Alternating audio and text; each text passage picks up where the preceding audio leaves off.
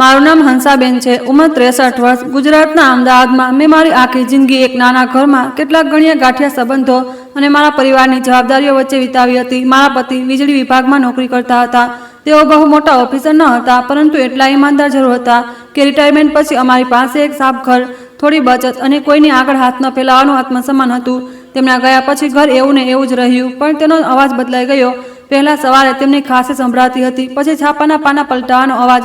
રસોડામાંથી ચા લઈ જતી વખતે તેઓ હંમેશા કહેતા કે હંસા, તારા માટે પણ કપ બનાવી લેજે, એકલી મને પીવડાવવાની પુણ્ય નહીં મળે. તેમના ગયા પછી પણ હું ચા 2 કપની જ બનાવતી રહી. એક કપ મારી સામે રાખતી અને બીજો તેમની ખાલી ખુરશી પાસે. મને ખબર હતી કે તે કપ કોઈ નહીં પીએ, છતાં કેટલીક આદતો માણસ ત્યાં સુધી નથી છોડતા જ્યાં સુધી જિંદગી તેને જબરદસ્તીથી છોડાવે નહીં. મારો એક જ દીકરો હતો, ગૌરવ. તે ઘણા વર્ષો પહેલા અમેરિકા જતો રહ્યો હતો. પહેલા ભણતર, પછી નોકરી, પછી લગ્ન. તેની પત્ની મિત્તલ વડોદરાની હતી, ભણેલી ગણેલી, ઝડપી બોલવાવાળી અને આધુનિક વિચારવાળી છોકરી. તેમના 2 બાળકો હતા, 8 વર્ષનો આરવ અને 5 વર્ષની રિયા. ફોન પર બંને મને દાદા દાદી કહેતા થાકતા નહોતા. રિયા કે દરેક વિડીયો કોલ પર પૂછતી, દાદી તમે અમેરિકા ક્યારે આવશો? આરવ કહેતો, દાદી અહીં બહુ મોટી મોટી બિલ્ડિંગો છે, હું તમને સ્ટેચ્યુ ઓફ લિબર્ટી બતાવીશ. હું મુસ્કુરાઈ દેતી. સાચું તો એ હતું કે મને ક્યારેક વિદેશ જવાની ઈચ્છા નહોતી. મારો સંસાર ગુજરાતમાં જ પૂરો હતો. મંદિર, પારુલબેનની મહિનામાં એકવાર પિયરવાળી બહેન સાથે મુલાકાત અને ઘરની બહાર તુલસીનો નાનો છોડ. પરંતુ મારા પતિના મૃત્યુ પછી ગૌરવે ફોન કરવાનું વધારી દીધું. મમ્મી, તમે ત્યાં એકલા કેમ રહો છો? હું એકલી ક્યાં છું? મહોલ્લો છે, મંદિર છે, તારા પપ્પાની યાદો છે. તું ચૂપ થઈ જતો. પછી કહેતો, યાદો ખાવાનું બનાવીને નથી આપતી, રાતે તબિયત ખરાબ થઈ જાય તો કોણ હશે? હું વાત બદલી નાખતી. એક દિવસ મિત્તલે વિડીયો કોલ પર ખૂબ પ્રેમથી કહ્યું, મમ્મીજી, અમને ખરેખર તમારી જરૂર છે. બાળકો તમને બહુ મિસ કરે છે. હું અને ગૌરવ બંને નોકરી કરીએ છીએ. ઘરમાં તમારું હોવું અમારા માટે આશીર્વાદ સમાન હશે. મેં હસીને કહ્યું, આશીર્વાદ તો દૂરથી પણ આપી શકાય છે. તેણે તરત જવાબ આપ્યો, પરંતુ બાળકોને તમારો ખોળો દૂરથી ના મળી શકે. એ દિવસે પહેલીવાર મારા મનમાં અમેરિકા જવાનો વિચાર આવ્યો. ગૌરવે કહ્યું કે મારે કંઈ જ ન કરવું નહીં પડે. મારો પોતાનો રૂમ હશે, ફરવાનું, આરામ કરવાનો, બાળકો સાથે સમય વિતાવવાનો. તે વારંવાર કહેતો કે હવે તમારી સેવા કરવાનો અમારો વારો છે. મને આ વાક્ય સાંભળીને મારા પતિની યાદ આવી. તેમના મૃત્યુના થોડા દિવસ પહેલા તેમણે મારો હાથ પકડીને કહ્યું હતું, દીકરા પાસે જવું હોય તો તારી મરજીથી જજે. એ વિચારથી ના જતી કે ઘટપણમાં એ જ તારો સહારો છે. સહારો હંમેશા માણસ નથી હોતો, ક્યારેક પોતાની સમજ પણ હોય છે. ત્યારે મને તેમની વાત થોડી કઠોર લાગી હતી. પછી સમજાયું કે તેઓ મને ડરાવવા નહીં, પરંતુ સાવધાન કરવા માગતા હતા. છતાં મેં જવાનો નિર્ણય કરી લીધો. કદાચ એકલતા મારી પાસે એ નિર્ણય કરાવી રહી હતી, જે સમજદારી એકલે હાથે ન કરી શકી. મેં ઘરની ચાવીઓ પડોશવાળા પારુલબેનને આપી. બેંકની જરૂરી પહોંચો એક લોખંડની નાની પેટીમાં રાખી. પતિનો ફોટો છાપામાં લપેટીને બેગમાં મૂક્યો. બાળકો માટે વાર્તાની ચોપડીઓ, ઘરની બનાવેલી સુખડી અને મિત્તલ માટે બાંધણીનો દુપટ્ટો પેક કર્યો. એરપોર્ટ જતી વખતે મેં મારા ઘરનો દરવાજો 2 વાર પાછળ વળીને જોયો. મને ખબર નહોતી કે હું થોડા મહિના માટે જઈ રહી છું કે હંમેશા માટે. ન્યૂયોર્ક પહોંચતા જ હું લોકોની ભીડ જોઈને ગભરાઈ ગઈ. ચારે તરફ અલગ અલગ ચહેરાઓ, મોટા અવાજો અને ચમકતી સ્કીનો હતી. હું મારી મરૂન રંગની જૂની અટેચી પકડીને એક જગ્યાએ ઊભી હતી. ત્યારે જ દૂરથી આરવ દોડતો આવ્યો. દાદી, તેણે મને એવી રીતે ગળે લગાવી કે મારો બધો થાક ઉતરી ગયો. રિયા પણ મારા પગે વળગી ગઈ. ગૌરવે મારા માથું ચૂમ્યું. મિત્તલ મને ગળે લગાવતા ફોનથી વિડીયો બનાવ્યો. તેમણે કેમેરા તરફ જોઈને કહ્યું, આખરે અમારા મમ્મીજી અમેરિકા આવી ગયા. એ સમયે તેની મુસ્કાન સાચી લાગી રહી હતી. કારમાં બેસતા જ તેણે મારો પાસપોર્ટ માંગ્યો. મમ્મીજી, મને આપી દો, બધા જરૂરી ડોક્યુમેન્ટ હું સાચવીને રાખી દઈશ. અહીં ખોવાઈ જશે તો બહુ મુશ્કેલી પડશે.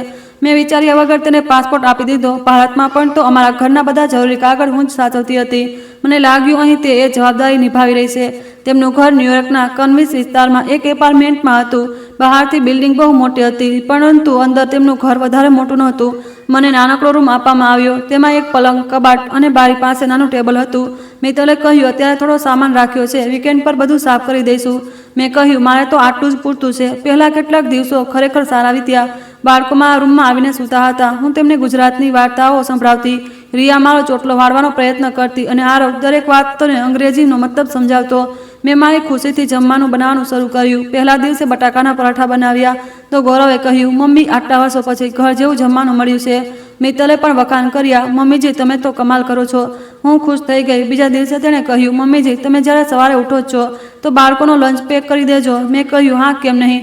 ત્યાર પછી તેણે કહ્યું, સ્કૂલ બસ નીચે આવે છે, તમે બાળકોને મૂકી આવશો. મારે ઓફિસ માટે તૈયાર થવાનું હોય છે. મેં માની લીધું. પછી કપડાની ઘડી કરવી, વાસણ સમેટી લેવા, સાંજનું જમવાનું તૈયાર કરવું, બધું ધીમે ધીમે મારા હિસ્સામાં આવવા લાગ્યું. શરૂઆતમાં મને ખરાબ ન લાગ્યું. હું મારી જાતને સમજાવતી કે પરિવાર કામ વહેંચવામાં આવે છે. હું વૃદ્ધ જરૂર હતી, નકામી નહીં. થોડા દિવસોમાં મારા ઉઠવાનો સમય બદલાઈ ગયો. સવારે 5 વાગ્યે એલાર્મ વાગતો. પહેલા લોટ બાંધતી, પછી બાળકો માટે નાસ્તો બનાવતી, લંચ બોક્સ તૈયાર કરતી, દૂધ ગરમ કરતી, રિયાના વાળ ઓળતી, આરોની સ્કૂલ ફાઇલ શોધતી. મિત્તલ 7 વાગ્યે રૂમમાંથી નીકળતી.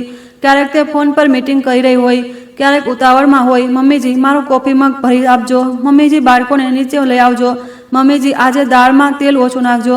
મમ્મીજી કપડાં મશીનમાંથી કાઢીને ડ્રાયરમાં નાખી દેજો. દરેક વાતના અંતમાં જી જરૂર હોતું હતું, પરંતુ આજમાંથી સન્માન ધીમે ધીમે ગાયબ થઈ રહ્યું હતું. એક સાંજે મેં ગૌરવને કહ્યું, બેટા અહીં પાસે કોઈ મંદિર છે કે? તેણે કહ્યું, છે તો જેક્સન હાઇટ્સ તરફ, ક્યારેક લઈ જઈશ. તેણે હસીને કહ્યું, ચોક્કસ. આવતા રવિવારે મેં તેને યાદ અપાવ્યું ત્યારે મિત્તલ બોલી, આજે અમારે ગ્રોસરી કરવા જવાનું છે, પછી બાળકોનો પ્રોજેક્ટ છે, આવતા અઠવાડિયે જઈશું. આવતા અઠવાડિયે પણ કોઈને કોઈ કારણ હતું. મેં કહ્યું, હું એકલી જતી રહીશ. મિત્તલે મારી તરફ એવી રીતે જોયું જાણે મેં કોઈ ખતરનાક વાત કહી દીધી હોય. એકલા? મમ્મીજી તમને અહીંની બસ અને ટ્રેનની કંઈ ખબર નથી? ન્યુયોર્ક એ ગુજરાત નથી. ખોવાઈ ગયા તો હું કોઈને પૂછીને રહીશ. અહીં દરેક પર ભરોસો ન કરાય. ગૌરવ ત્યાં જ બેઠો હતો. તેણે મારી તરફ જોયા વગર કહ્યું, મમ્મી, મિત્તલ સાચું કહી રહી છે. અત્યારે થોડા દિવસ રોકાઈ જાઉં. હું ચૂપ થઈ ગઈ. એક દિવસ મેં મારો પાસપોર્ટ માંગ્યો. મારે બેંકમાં ઓળખાણનું કોઈ કામ કરાવવું હતું અને હું ઈચ્છતી હતી કે ઓછામાં ઓછા મારા કાગળો મારી પાસે રહે. મિત્તલે તરત કહ્યું, કેમ જોઈએ છે? બસ જોવો હતો. કેટલાક કાગળો પણ સાથે રાખવાના છે. તેણે કબાટ તરફ જતા કહ્યું, મમ્મીજી વારંવાર કાઢવું ઠીક નથી.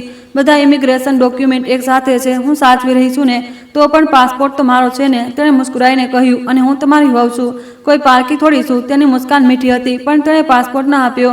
એ દિવસે પહેલીવાર મારા મનમાં હળવી બેચેની થઈ, પણ મેં તેને પણ દબાવી દીધી. મેં મારી જાતને કહ્યું કે કદાચ હું વધારે વિચારી રહી છું. થોડા દિવસ પછી મારી બહેનનો ફોન આવ્યો. તે વિડીયો પર વાત કરવા ઈચ્છતી હતી.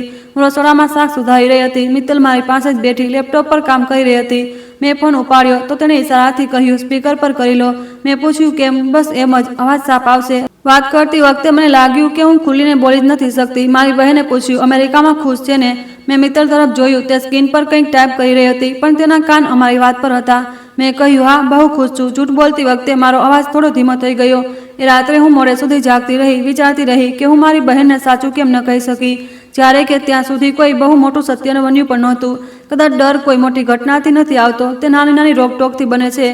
તમે ત્યાં ના જાઓ, આ કાગળ ના રાખો, ફોન આમ કરો, આટલી વારમાં પાછા આવજો, આ ના પૂછો. અને ધીમે ધીમે માણસ પોતાના જ મનથી પરવાનગી માંગવા લાગે છે. ઠંડી વધી રહી હતી. એક સવારે ઉઠી તો શરીર તૂટી રહ્યું હતું, ગળું ભારે હતું અને માથું ગરમ. મેં મિત્તલને કહ્યું કે આજે તબિયત સારી નથી, બાળકોને બસ સુધી તું મૂકી આવ. તે તૈયાર થતા બોલી, મમ્મીજી મારી 8 વાગ્યે મીટિંગ છે, મને ચક્કર આવી રહ્યા છે. તેણે મારી તરફ જોયું. બસ નીચે સુધી તો જવાનું છે. રિયાને પગથિયામાં સાચવવી પડે છે. આજે ડર લાગી રહ્યો છે. મિત્તલે ઊંડો શ્વાસ લીધો. અમેરિકામાં બધાની તબિયત ખરાબ થાય છે, છતાં પણ કામ તો કરવું જ પડે છે. મારી અંદર કંઈક તૂટી ગયું, છતાં પણ મેં બાળકોને જેકેટ પહેરાવ્યું અને નીચે લઈ ગઈ. બહાર તરફ બરફ પીગળીને ગંદા પાણીમાં બદલાઈ રહ્યો હતો. પવન ચહેરાને કાપી રહ્યો હતો. બસ આવવામાં વાર હતી. હું દિવાલના ટેકે ઊભી રહી. આરોએ મારો હાથ પકડ્યો. દાદી, તમે ધ્રુજી રહ્યા છો. મેં કહ્યું, ઠંડી છે બેટા. મેં તે પોતાનો નાનો હાથ મોજો ઉતારીને મારા હાથ પર મૂકવા લાગ્યો. એ પડે મારી આંખો ભરાઈ આવી. ઘરે પાછા ફરીને હું સીધી પલંગ પર સૂઈ ગઈ. સાંજે ગૌરવ આવ્યો તો મેં તેને કહ્યું, બેટા, હું થોડા દિવસ આરામ કરવા માંગુ છું. કદાચ પાછી ગુજરાત જતી રહું. તેણે તરત દરવાજો બંધ કરી દીધો. મમ્મી, આવી વાતો ના કરો. હું અહીં રહેવા આવી હતી, નોકરી કરવા નહીં. કોણે કહ્યું તમે નોકરી કરી રહ્યા છો? સવારથી રાત સુધી ઘર સંભાળું છું. મારો પાસપોર્ટ પણ મારી પાસે નથી. તે પરેશાન થઈને વાળ પર હાથ ફેરવવા લાગ્યો. મિત્તલ પર બહુ પ્રેશર છે, તો તેનું પ્રેશર મારી ઉપર કેમ? તેણે ધીમેથી કહ્યું, થોડા મહિના એડજસ્ટ કરી લો. અમારું ઘણું બધું ચાલી રહ્યું છે. ઘરની લોન, મિત્તલની નોકરી, ઇમિગ્રેશનના પેપર, મારી તબિયત કરતાં વધારે જરૂરી પેપર છે. તે ચૂપ રહ્યો. તેની ચૂપ્પીએ મને જવાબ આપી દીધો. એ જ રાત્રે હું પાણી પીવા રસોડામાં ગઈ. મિત્તલ ફોન પર તેની કોઈ બહેનપણી સાથે વાત કરી રહી હતી. તે મને જોઈ ના શકી. પહેલાં તે બાળકોની ફી અને કામની પરેશાનીની વાત કરી રહી હતી. પછી હસીને બોલી, અમારે તો સૌથી સારો બંદોબસ્ત થઈ ગયો. નાની નહીં, દાદી બોલાવી લીધી. ફૂલ ટાઈમ નેની પણ, કુક પણ, ક્લીનર પણ, અને પૈસા પણ નથી આપવા પડતા. મારા પગ ત્યાં સ્તંભી ગયા. બીજી તરફથી કદાચ તેની બહેનપણીએ કંઈક પૂછ્યું. મિત્તલે ફરી કહ્યું, અરે જશે ક્યાં? તેને વિઝાનું કંઈ ખબર નથી. પાસપોર્ટ પણ મારી પાસે છે. અહીં પોતાના દમ પર 2 દિવસ પણ રહી ના શકે. તે હસી રહી હતી. મારો હાથ પાણીના ગ્લાસ પર જામી ગયો. જે ઘરને મેં પોતાનું માનવાનો પ્રયત્ન કર્યો હતો, ત્યાં મારી જગ્યા પરિવારના સભ્યની નહીં, એક મફતની નોકરાણીની હતી. બીજી સવારે મેં જાણી જોઈને બધાની સામે કહ્યું, મિત્તલ, મારો પાસપોર્ટ આપી દે. તેણે ચમચી પ્લેટમાં મૂકતા પૂછ્યું, કેમનો જવાબ આપવો જરૂરી નથી, તે મારો છે. ગૌરવે મારી તરફ જોયું, પછી નજરો ઝુકાવી લીધી. મિત્તલનો ચહેરો કઠોર થઈ ગયો. મમ્મીજી, તમે અહીં અમારી સ્પોન્સરશિપ પર આવ્યા છો, બધા ડોક્યુમેન્ટ કેસ સાથે જોડાયેલા છે, તો પણ પાસપોર્ટ મારો છે. તે મારી તરફ નમીને ધીમા અવાજે બોલી, તમારે સમજવું જોઈએ કે અહીં તમારું બધું જ અમારા કારણે છે. ઘર, ખાવાનું, ઈલાજ, વિઝા, બધા રહેવાની કિંમત હોય છે. તેણે આ વાત એટલી સહેલાઈથી કહી જાણે મહિનાઓથી મનમાં તૈયાર કરીને રાખી હોય. મેં તેની સાથે દલીલ ના કરી. એ દિવસે મેં પહેલીવાર નક્કી કર્યું કે હવે હું બોલતા પહેલા સમજીશ. આવતા 2 દિવસ મેં ચૂપચાપ ઘર જોયું. કઈ ચાવી ક્યાં ખાનાની છે, મારા કાગળ ક્યાં રાખ્યા છે, મિત્તલ ક્યારે ઓફિસે જાય છે, ગૌરવ કઈ ફાઇલોને અડવાની ના પાડે છે. ત્રીજા દિવસે હું સફાઈ કરતા સ્ટડી રૂમમાં ગઈ. ટેબલની નીચે એક ભૂરી ફાઇલ ખુલ્લી પડી હતી. મેં તેને ઉઠાવી. અંદર કેટલાક ફોર્મની ઝેરોક્સ હતી. ઘણા પાનાઓ પર મારી સહીઓ હતી. મને યાદ આવ્યું કે અમેરિકા આવ્યાના થોડા દિવસ પછી મિત્તલે ઉતાવળમાં ઘણી જગ્યાએ સહીઓ કરાવી હતી. તેણે કહ્યું હતું કે રૂટીન પેપર છે મમ્મીજી, અહીં દરેક વાત પર સહી કરવી પડે છે. મેં વાંચ્યા વગર સહી કરી દીધી હતી. હવે એ પાનાઓમાં કેટલાક શબ્દો હું સમજી શકતી હતી. Financial support, house hold arrangement, voluntary consultant. મેં એક પાના પર મારી જન્મ તારીખ ખોટી લખેલી જોઈ. બીજા પર ઘરની વ્યવસ્થા વિશે એવી વાત લખી હતી જે સાચી નહોતી. મારું અંગ્રેજી નબળું હતું, પણ એટલું બધું નહીં કે ખોટા અને સાચાનો ફરક ના સમજી શકું. મારા હાથ ધ્રુજવા લાગ્યા. ત્યારે જ બહાર મિત્તલના પગલાંનો અવાજ આવ્યો. મેં જલ્દીથી ફોન કાઢ્યો અને 2 પાનાઓના ફોટા પાડી લીધા. ફાઇલ પાછી મૂકતા જ દરવાજો ખુલ્યો. મિત્તલ સામે ઊભી હતી. મમ્મીજી, તમે અહીં શું કરી રહ્યા છો? મેં ટેબલ પર કપડું બતાવ્યું. સફાઈ. તેણે થોડીવાર મને જોઈ, પછી ફાઇલ બંધ કરીને ખાનામાં મૂકી દીધી અને ચાવી ફેરવી દીધી. તેની નજર મારા ચહેરા પર ટકેલી રહી. આ કાગળોને ના અડતા બહુ જરૂરી છે. મેં માથું હલાવ્યું. પણ એ રાત્રે પહેલીવાર મારી પાસે કંઈક એવું હતું જે કદાચ મારી નબળાઈ નહીં, મારી તાકાત બની શકતું હતું. બીજા દિવસે કરિયાણાના સામાનમાં મને એક ગુજરાતી પત્રિકા મળી. કદાચ દુકાનવાળાએ થેલીમાં નાખી દીધી હતી. તેના પર લખ્યું હતું, પરદેશમાં એકલા વૃદ્ધો માટે ગોપનીય સહાયતા, પાસપોર્ટ, વિઝા, પરિવાર દ્વારા નિયંત્રણ અથવા કાનૂની સલાહ માટે સંપર્ક કરો. નીચે ક્વીન્સના એક કોમ્યુનિટી સેન્ટરનું સરનામું હતું. મેં એ પત્રિકા મારા કપડા નીચે છુપાવી દીધી અને એ જ ક્ષણે મેં નક્કી કર્યું કે આ વખતે હું ગૌરવ પાસેથી પરવાનગી નહીં માગું, મિત્તલે નહીં જણાવું. હું પહેલીવાર ન્યૂયોર્કમાં એકલી બહાર નીકળીશ. મને રસ્તો નહોતો ખબર, મને કાયદો નહોતો ખબર, મને એ પણ નહોતી ખબર કે કાગળો પર મારી સહીનો શું મતલબ છે. પણ હવે મને એક વાત જરૂર ખબર હતી. જે દિવસે કોઈએ મારો પાસપોર્ટ લઈને એવું સમજી લીધું કે તેણે મારી જિંદગી પણ પોતાના કબજામાં કરી લીધી છે, એ જ દિવસે તેણે પોતાની સૌથી મોટી ભૂલ કરી દીધી હતી. બીજી સવારે મેં રોજની જેમ 5 વાગ્યે એલાર્મ બંધ કર્યો. પરંતુ એ દિવસે મારી અંદર કંઈક બદલાઈ ગયું હતું. રસોડું એ જ હતું, ગેસની ભૂરી જ્વાળા એ જ હતી, બાળકોના લંચ બોક્સ એ જ હતા, મિત્તલની કોફી પણ એ જે મગમાં બનાવી જેમાં તે રોજ પીતી હતી. છતાં પણ પહેલીવાર મને એવું લાગ્યું કે હું કામ નથી કરી રહી, પરંતુ સમય ખરીદી રહી છું. મારે એક કોમ્યુનિટી સેન્ટર સુધી પહોંચવું હતું. ચૂપચાપ, કોઈને પણ શંકા ગયા વગર મેં પત્રિકા આખી રાત ઓશિકા નીચે રાખી હતી. સવારે 4 વાગે ઉઠીને તેનું સરનામું એક જૂના કાગળ પર ગુજરાતીમાં લખી લીધું, જેથી મિત્તલ પત્રિકા જોઈ પણ લે તો સમજી ન શકે કે મેં શું નોંધ્યું છે. જેક્સન હાઇટ્સનું નામ મેં પહેલા ગૌરવ પાસેથી સાંભળ્યું હતું. તેણે કહ્યું હતું કે ત્યાં ભારતીય દુકાનો, મંદિરો અને ગુજરાતી બોલવાળા ઘણા લોકો મળે છે. પણ આ જાણવું અને ત્યાં એકલા પહોંચવું એ 2 અલગ વાતો હતી. મેં બાળકોને તૈયાર કર્યા. રિયાનો ચોટલો વાળ્યો. આરવના બેગમાં તેનું ગણિતનું હોમવર્ક મૂક્યું. સ્કૂલ બસ આવે ત્યાં સુધી હું તેમની સાથે નીચે ઊભી રહી. એ દિવસે બરફ નહોતો પડી રહ્યો, પણ પવન બહુ ઠંડો હતો. આરવે મારી તરફ જોતા પૂછ્યું, દાદી, તમે ઠીક છો? હા બેટા, તમે કાલે રાતે રડતા હતા. હું ચોંકી નહીં તો હું પાણી પીવા ઉઠો હતો. તમારા રૂમની લાઇટ ચાલુ હતી. તેના માથા પર હાથ મૂકી દીધો. ક્યારેક ક્યારેક જૂના ઘરની યાદ આવી જાય છે. તેણે માસૂમિયતથી કહ્યું, તો આપણે ઇન્ડિયા જઈશું. હું મુસ્કુરાઈ, પણ મનની અંદર કંઈક ખસાઈ ગયું. બાળકો બસમાં બેઠા તો મેં હાથ હલાવ્યો. એના નકલી ક્ષણમાં મને લાગ્યું કે હું તેમને છોડીને ક્યાંક ભાગી નથી રહી. હું માત્ર મારી જાતને બચાવવા જઈ રહી છું. ઘરે પાછી ફરી ત્યારે મિત્તલ રસોડામાં ઊભી હતી. મમ્મીજી, આજે શાક ઓછું છે, દાણા પણ નથી અને બાળકો માટે લોટ પણ લેવાનો છે. મારા માટે આ મોકો હતો. મેં સામાન્ય અવાજે કહ્યું, હું દુકાનેથી લઈ આવું છું. તેણે ઘડિયાળ જોઈ. તમે એકલા? મેં હસીને કહ્યું, પાસેવાળી દુકાન સુધી તો જઈ શકું છું. હવે દરેક વખતે તમને સાથે થોડી લઈ જવાના છે. તે થોડીવાર મને જોતી રહી. ફોન સાથે રાખજો, ઠીક છે? લોકેશન ઓન રાખજો. મને લોકેશનનો મતલબ બરાબર નહોતો ખબર, પણ મેં માથું હલાવી દીધું. તે ઉતાવળમાં ઓફિસ માટે નીકળી ગઈ. જતા જતા બોલી, 12 વાગ્યા સુધીમાં પાછા આવી જજો. રિયાની સ્કૂલ બસ 1 વાગ્યે આવે છે. ગૌરવ પહેલા જ જઈ ચૂક્યો હતો. ઘરનો દરવાજો બંધ થયો એટલે મારો શ્વાસ ઝડપી થઈ ગયો. મેં રૂમમાં જઈને કાળો કોટ પહેર્યો, માથા પર ગરમ દુપટ્ટો લીધો, મારા નાના પર્સમાં પત્રિકા, $20ની નોટ, પાણીની બોટલ અને ફોન મૂક્યો. ફોન આરવે જે મારા માટે ઠીક કર્યો હતો. તેણે મને જણાવ્યું હતું કે નકશામાં જગ્યા લખો તો રસ્તો દેખાય છે. મેં પત્રિકા પર લખેલું સરનામું ફોનમાં નાખવાની કોશિશ કરી. અંગ્રેજી અક્ષર ટાઈપ કરવામાં 3 વાર ભૂલ થઈ. છઠ્ઠે સ્ક્રીન પર ભૂરી લાઈન દેખાઈ. બસ નંબર પર લખ્યો હતો. મેં ભગવાનનું નામ લીધું અને ઘરની બહાર નીકળી ગઈ. બિલ્ડિંગની બહાર આવતા જ પહેલી સમસ્યા સામે આવી ગઈ. બસ સ્ટોપ રસ્તાની કઈ બાજુ હતું એ મને સમજાયું નહીં. 2 બસો સામેથી નીકળી ગઈ. હું હાથ ઊંચો કરતી રહી પણ તે રોકાઈ નહીં. એક મહિલા મારી પાસે ઊભી હતી. તેણે લાંબા કોટની ઉપર હેડફોન લગાવ્યા હતા. મેં અચકાતા પૂછ્યું, જેક્શન હાઇટ્સ? તે પહેલા સમજી નહીં. મેં ફોન આગળ કરી દીધો. તેણે સ્ક્રીન જોઈ અને રસ્તાની બીજી તરફ ઇશારો કર્યો. અક્રોસ ક્યુ? મેં આભાર માન્યો. રસ્તો ક્રોસ કરતી વખતે ગાડીઓ એટલી ઝડપથી નીકળતી રહી હતી કે મારા પગ ધ્રુજી ગયા. ભારતમાં પણ રસ્તાઓ વ્યસ્ત હતા પણ અહીં દરેક વસ્તુ ઝડપી લાગતી હતી. ગાડીઓ, લોકો, દરવાજા, અવાજો અને નિર્ણયો. બસ આવી તો મેં કાર્ડને બદલે 20ની નોટ કાઢી લીધી.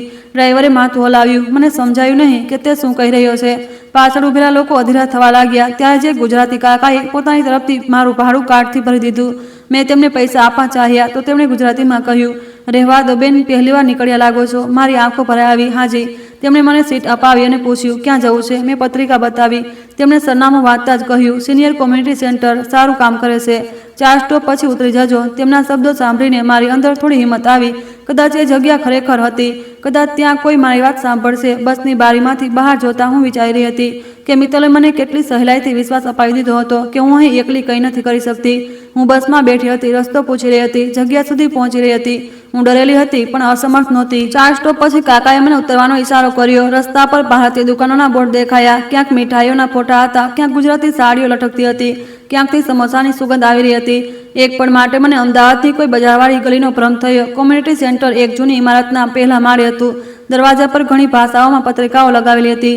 અંગ્રેજી, હિન્દી, ગુજરાતી, બાંગ્લા. એક પત્રિકા પર લખ્યું હતું, તમારા દસ્તાવેજ તમારો અધિકાર છે. મેં શબ્દો 2 વાર વાંચ્યા પછી દરવાજો ખોલ્યો. અંદર સ્વાગત કક્ષમાં એક મહિલા બેઠી હતી. ઉંમર લગભગ 50ની આસપાસ હશે. નાના હળવા સફેદ વાળ, ભૂરા રંગનો કુર્તો, ગળામાં ઓળખપત્ર. તેણે મને જોતા જ ગુજરાતીમાં પૂછ્યું, જી, કોને મળવું છે? મારા મોઢામાંથી અવાજ ન નીકળ્યો. મેં પત્રિકા આગળ કરી દીધી. તેણે તેને જોઈ અને ખૂબ શાંત સ્વરે કહ્યું, બેસો. પાણી લાવું કે ચા? મને લાગ્યું તે મને તરત બધું જ પૂછશે. નામ, સરનામું, વિઝા, પાસપોર્ટ, ઘરની સમસ્યા. પરંતુ તેણે પહેલા ચા પૂછી. હું બેસી ગઈ. ચા. તે 2 કપ લઈને પાછી આવી. મારું નામ જાનકી દેસાઈ છે. હું અહીં સિનિયર્સ આઉટરીચ જોઉં છું. તમારું નામ? હંસાબેન. ક્યાંથી? અમદાવાદ. સારું. હું સુરતની છું. માત્ર આટલું સાંભળીને મને લાગ્યું કે હું મારી કોઈ પોતાની વ્યક્તિ પાસે બેઠી છું. તેણે કોઈ ઉતાવળ ન કરી. પહેલા હવામાનની વાત કરી, પછી પૂછ્યું કે મને રસ્તો મળવામાં કોઈ મુશ્કેલી તો નથી પડી. હું દરેક સવાલનો નાનો જવાબ આપતી રહી. મારા હાથ કપની ચારે તરફ મજબૂતીથી પકડાયેલા હતા. થોડીવાર પછી તેણે ધીમેથી પૂછ્યું, તમે અહીં કોઈ ખાસ પરેશાનીથી આવ્યા છો? મારી પહેલી પ્રતિક્રિયા એ જ હતી જે કદાચ ઘણી સ્ત્રીઓ વર્ષોથી આપતી આવી છે, ના, એવી કોઈ મોટી પરેશાની નથી. ઘરની વાત છે. ઠીક. વહુ નોકરી કરે છે, થોડો ગુસ્સો કરી દે છે. હા, બાળકો નાના છે, કામ વધારે છે, સમજી શકું છું. હું પણ કદાચ જલ્દી ખરાબ લગાડી દઉં છું. જાનકીએ મને વચ્ચે ન ટોકી. હું જાતે જ મારી વહુનો બચાવ કરતી રહી. મેં કહ્યું, મિત્તલ ખરાબ નથી, બસ દબાણમાં છે. અમેરિકાનું જીવન કઠિન છે. બાળકોની ફી, ઘરની લોન, નોકરીનો ડર. જાનકી શાંત રહી. જ્યારે હું ચૂપ થઈ તો તેણે માત્ર 5 સવાલ પૂછ્યા. તમારો પાસપોર્ટ તમારી પાસે છે? મેં કહ્યું, ના. તમે જ્યારે ઈચ્છો ત્યારે ઘરની બહાર જઈ શકો છો? ના. તમારી પાસે પોતાના પૈસા છે? બહુ ઓછા. તમે ફોન પર કોઈની પણ સાથે અંગત વાત કરી શકો છો? મેં થોડી પળો પછી કહ્યું, ના. તમે જે કાગળો સાઇન કર્યા, શું તે તમને સમજાવવામાં આવ્યા હતા? મેં માથું ઝુકાવી લીધું. ના. તે થોડીવાર ચૂપ રહી. પછી બોલી, હંસાબેન, આ માત્ર વહુનો ગુસ્સો નથી. મારી આંખો તેની તરફ ઉઠી. પછી શું છે? કોઈ વૃદ્ધનો પાસપોર્ટ રાખવો, તેના બહાર જવા પર રોક લગાવવી, ફોન પર દેખરેખ રાખવી અને સમજાવ્યા વગર કાગળો પર સહી કરાવી, એ ગંભીર વાત છે. મેં તરત કહ્યું, પરંતુ તે પરિવાર છે. જાનકીએ બહુ ધીમેથી જવાબ આપ્યો, પરિવાર હોવું કોઈને તમારો અધિકાર નથી આપતો. આ વાક્ય સાંભળતા જ મારી આંખોમાંથી આંસુ નીકળી પડ્યા. મેં બહુ કોશિશ કરી કે રડું નહીં. મેં દુપટ્ટાથી ચહેરો ઢાંકી લીધો. હું ફરિયાદ કરવા નથી આવી. તમારે અત્યારે કોઈ નિર્ણય નથી લેવાનો. હું મારા દીકરાનું ઘર તોડવા નથી માંગતી. પોતાના અધિકાર પૂછવા એ ઘર તોડવું નથી. જો મારા કારણે તેનું ઇમિગ્રેશન ખરાબ થઈ ગયું તો પહેલા એ ખબર તો પડે કે કાગળોમાં શું છે. મેં ફોન કાઢ્યો. મિત્તલ દ્વારા રાખેલી ફાઇલના જે પાનાઓના ફોટા મેં લીધા હતા તે ખોલીને જાનકીને બતાવ્યા. તેણે તેમને ધ્યાનથી જોયા પછી બોલી, હું વકીલ નથી, પરંતુ અમારે ત્યાં એક ઇમિગ્રેશન એટર્ની આવે છે. આજે 11 વાગ્યે તેમની ક્લિનિક છે. શું તમે તેમને મળવા માંગશો? મેં ઘડિયાળ જોઈ. 10:20 થયા હતા. મિત્તલે 12 વાગ્યા સુધી પાછા ફરવાનું કહ્યું હતું. કેટલો સમય લાગશે? જેટલો જરૂરી હશે, પરંતુ ગમે તેમ ત્યારે ઉઠીને જઈ શકો છો. મારા મનમાં બાળકોની બસ, ઘરનું જમવાનું અને મિત્તલનો ફોન ઘૂમવા લાગ્યો. પછી મેં વિચાર્યું, જો આજે પાછી જતી રહી તો કદાચ ફરી ક્યારેય હિંમત નહીં કરી શકું. હું મળીશ. લગભગ અડધા કલાક પછી એક માણસ નાની ઓફિસમાં આવ્યો. ઉંમર 45ની આસપાસ હશે, વાળમાં થોડી સફેદી, ચશ્મા, ઘેરા રંગનો સૂટ. જાનકીએ પરિચય કરાવ્યો. આ ડેનિયલ રોશન છે. મહિનામાં 2 વાર અહીં મફત કાનૂની સલાહ આપે છે. તેમણે પહેલા ગુજરાતીમાં નમસ્તે કહ્યું, પછી સરળ અંગ્રેજીમાં બોલ્યા. જાનકી વચ્ચે વચ્ચે સમજાવતી રહી. ડેનિયલે સૌથી પહેલા સ્પષ્ટ કર્યું, હું કેટલાક ફોટો જોઈને અંતિમ કાનૂની નિષ્કર્ષ ના આપી શકું. મારે પૂરા દસ્તાવેજ અને તમારી વિઝાની સાચી કેટેગરી જોવી પડશે. મેં પૂછ્યું, શું મને પાછા મોકલી શકે છે? તેમણે કહ્યું, તે વાત પર નિર્ભર કરે છે કે તમારું વાસ્તવિક સ્ટેટસ શું છે, પરંતુ કોઈ પરિવાર માત્ર ડરાવીને તમારા કાનૂની અધિકાર નક્કી ન કરી શકે. તેમણે ફોટા ખોલ્યા, એક પાનું ધ્યાનથી વાંચ્યું. કેટલીક જગ્યાએ તેમણે ભ્રમર ખેંચી. તેમણે પૂછ્યું, આ સહીઓ કરતા પહેલા તમને સ્વતંત્ર અનુવાદ આપવામાં આવ્યો હતો? ના. શું તમે આ ફોર્મમાં લખેલી માહિતી જાતે આપી હતી? મને તો એમ કહેવામાં આવ્યું હતું કે આ રૂટીન કાગળો છે. શું તમે ક્યારેય કહ્યું કે તમે ઘરમાં સ્વેચ્છાએ ફૂલ ટાઈમ ઘરની જવાબદારી સંભાળશો? મેં ચોંકીને કહ્યું, ના. શું તમે પરિવારના આર્થિક વહીવટમાં ભાગ લો છો? મને મારી પાસે પૈસા રાખવા સુધીની આઝાદી નથી. તેમણે એક બીજો ફોટો મોટો કર્યો. અહીં કેટલાક નિવેદનો તમારા જણાવેલા સંજોગો સાથે મેળ ખાતા નથી. મારો શ્વાસ ઝડપી થઈ ગયો. આનાથી શું થશે? અત્યારે આપણે સાવધાનીથી ચાલવું પડશે. ખોટી આશા પણ નહીં આપું અને ડરાવીશ પણ નહીં. તેમણે કાગળ પર કેટલીક વાતો લખી. પહેલી વાત, તમને તમારા પાસપોર્ટ અને ઓળખના દસ્તાવેજો સુધી પહોંચવાનો અધિકાર છે. હું ધ્યાનથી સાંભળી રહી હતી. બીજી વાત, તમારે એવી કોઈ માહિતીનું સમર્થન કરવાની જરૂર નથી જેને તમે ખોટી માનતા હો. ત્રીજી વાત, તમારા નામથી આપવામાં આવેલી સંમતિ, નિવેદન કે આર્થિક માહિતી ખોટી છે તો તમે તેને સુધારવાનો પ્રયાસ કરી શકો છો. અને ચોથી વાત, જો કોઈ પ્રક્રિયામાં તમારી સ્વતંત્ર સંમતિ જરૂરી હોય તો તમે તેને પાછી ખેંચી શકો છો. મેં ધીમેથી પૂછ્યું, મારી સહીથી તેમની ફાઇલ ચાલી રહી છે? ડેનિયલે જવાબ આપતા પહેલા થોડીવાર વિચાર્યું. આ ફોટા પરથી એટલું કહી શકાય કે તમારા નામ અને તમારી સ્થિતિનો ઉપયોગ પરિવારની સ્થિરતા, સહાયતા અને રહેવાની વ્યવસ્થા સાથે જોડાયેલી બાબતોમાં કરવામાં આવ્યો છે. અમારે પૂરો રેકોર્ડ જોવો પડશે. જો હું કહી દઉં કે આ વાત ખોટી છે તો સંબંધિત વકીલો કે અધિકારીઓને સ્પષ્ટીકરણ આપવું પડી શકે છે. જાનકીએ મારી તરફ જોયું. હું સમજવાની કોશિશ કરી રહી હતી. મિત્તલે મને મહિનાઓ સુધી એવો વિશ્વાસ અપાવ્યો હતો કે મારો દરેક શ્વાસ તેમની સ્પોન્સરશિપ પર નિર્ભર છે. હવે પહેલીવાર મને ખબર પડી કે તેમના કાગળોમાં પણ મારું નામ માત્ર બોજની જેમ નહીં પણ સહારાની જેમ વાપરવામાં આવ્યું હતું. મેં પૂછ્યું, શું તેની ગ્રીન કાર્ડની ફાઇલ રોકાઈ શકે છે? ડેનિયલે ગંભીર સ્વરે કહ્યું, હું તમને બદલો લેવા માટે કોઈ ગેરંટી નહીં આપું. ઇમિગ્રેશન પ્રક્રિયા જટિલ હોય છે. એક નોટિસથી દરેક કેસ ખતમ નથી થતો, પરંતુ ખોટી કે વિવાદિત માહિતી સામે આવવા પર સવાલ મોડું થવું, વધારાની તપાસ અને કાનૂની ખર્ચ થઈ શકે છે. મેં માથું ઝુકાવી લીધું. મારો ઈરાદો તેને બરબાદ કરવાનો નથી.